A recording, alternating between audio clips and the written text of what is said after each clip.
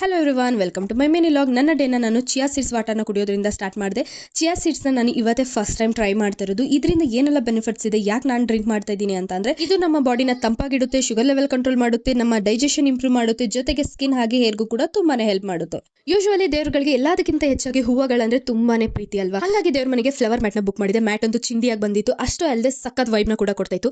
ದೇವ್ರನ್ನ ಎಷ್ಟು ಚೆನ್ನಾಗಿ ಅರ್ಥ ಮಾಡ್ಕೊಂಡು ಫ್ಲವರ್ ಮ್ಯಾಟ್ ನ ಬುಕ್ ಮಾಡಿದೀನಿ ಅಂತ ನನ್ನ ಮೇಲೆ ನಂಗೆ ಪ್ರೌಡ್ ಫೀಲ್ ಆಗ್ತಾ ಇತ್ತು. ನಿಮ್ಗೆ ಇದ್ರ ಲಿಂಕ್ ಬೇಕಂದ್ರೆ ಕಾಮೆಂಟ್ ಫಾರ್ ದ ಲಿಂಕ್. ಹಂಗೆ ಇವತ್ತು ನಾಷ್ಟಕ್ಕೆ ಚಪಾತಿ ಹಾಗೆ ಪನ್ನೀರ್ ಬುರ್ಜಿನ ಮಾಡಿದೆ. ಬುರ್ಜಿ ಅಂತೂ ಆಸಮ್ ಆಗಿ ಬಂದಿತ್ತು. ತುಂಬಾನೇ ಈಸಿ ರೆಸಿಪಿ. ಮೊದಲಿಗೆ ಪನ್ನೀರ್ನ ತುರ್ಕೊಂಡು ಇಟ್ಕೊಳ್ಳೋಣ. ಅದಾದ್ಮೇಲೆ ಒಂದು 4 ಟೊಮೊಟೊ, 4 ಈರುಳ್ಳಿನ ಚಿಕ್ಕದಾಗಿ ಹೆಚ್ಚಿಟ್ಕೊಳ್ಳಿ. 1-2 ಮೆಣಸಿನಕಾಯಿನ ಕೂಡ ಹೆಚ್ಚಿಕೊಳ್ಳಿ. ಅದಾದ್ಮೇಲೆ ಒಂದು ಬಾಣಲಿ ಲೈಟು ಸ್ವಲ್ಪ ಎಣ್ಣೆ ಹಾಕಿ, ಎಣ್ಣೆ ಹಾಕಿದಾದ್ಮೇಲೆ ಮೆಣಸಿನಕಾಯಿ ಈರುಳ್ಳಿನ ಹಾಕಿ ಲೈಟಾಗಿ ಈರುಳ್ಳಿ ಬ್ರೌನ್ ಆದ್ಮೇಲೆ ಶುಂಠಿ ಬೆಳ್ಳುಳ್ಳಿ ಪೇಸ್ಟ್ ಹಾಕೊಂಡು ಅದನ್ನ ಕೂಡ ಫ್ರೈ ಮಾಡ್ಕೊಳ್ಳಿ. ಅದಾದ್ಮೇಲೆ ಟೊಮೊಟೊ ಹಾಕಿ ಚೆನ್ನಾಗಿ ಬೇಯೋವರೆಗೂ ಬಿಡಿ.